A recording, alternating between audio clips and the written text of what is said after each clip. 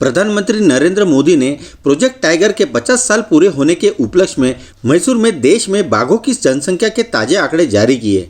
इसके मुताबिक भारत में 2022 तक बाघों की आबादी 3167 पहुंच गई है, जो पिछली बार के 2967 के आंकड़ों से 200 से ज्यादा है। प्रधानमंत्री ने बाघों की संख्या में बढ़ोतरी को देश के लिए गर्व का पल बताया। उन्होंने कहा कि प्रकृति की रक्षा करना भारतीय संस्कृति का हिस्सा है। प्रधानमंत्री ने कहा कि भारत ने न केवल बाघों को बचाया बल्कि इन्हें फलने फूलने के लिए एक उत्कृष्ट पारिस्थितिकी तंत्र भी दिया है। उन्होंने कहा, प्रकृति की रक्षा करना भारतीय संस्कृति का हिस्सा है। प्रोजेक्ट टाइगर की सफलता न केवल भारत के लिए बल्कि पूरे विश्व के लिए गर्व का विषय है।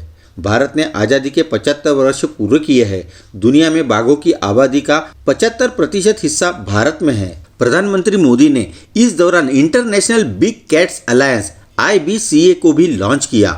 बता दें, IBCA दुनिया की 7 बिग कैट्स को बचाने और उनके संरक्षण का काम करेगा। इसके लिए उन देशों की मदद ली जाएगी जहां इस तरह की प्रजातियां पाई जाती है।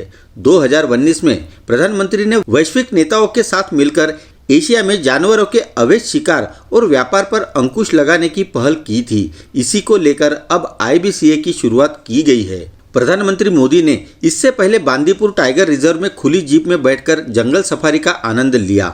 इस दौरान हैट, टी शर्ट और ट्राउजर पहने मोदी का लुक बदला हुआ नजर आया। उनके इस लुक के सोशल मीडिया पर खूब चर्चे भी हो रहे हैं। प्रधानमंत्री मोदी बांदीपुर रिजर्व में फ्रंटलाइन फील्ड स्टॉप से भी मिले। इसके बाद उन्होंने संरक्षण गतिविधियों में शामिल स्वयं सहायता समूहों के साथ बातचीत भी की। प्रधानमंत्री मोदी ने चामराजनगर जिले की सीमा से सटे तमिलनाडु स्थित मुदुमलाई बाघ अभयारण्य में थेप्पाकड़ू हाथी शिविर का भी दौरा किया। इस शिविर का मुख्य आकर्षण हाथी रघु है, जिस पर बनी फिल्म द एलिफेंट विस्परर को ऑस्कर पुरस्कार मिला है। भारत सरकार ने 1 अप्रैल 1973 को भारत में बाघों की लगातार घटती आबादी को बचाने के उद्देश्य से प्रोजेक्ट टाइगर की शुरुआत की थी। इंदिरा गांधी सरकार ने 1973 में उत्तराखंड के जिम कॉर्बेट नेशनल पार्क से इस परियोजना को शुरू किया था। शुरुआत में भारत में केवल 9 टाइगर रिजर्व इस परियोजना के अंडर आते थे। वर्तमान में परियोजना के तहत देश के 18 राज्यों में फैले हुए 50 टाइगर रिजर्व को शामिल किया गया है।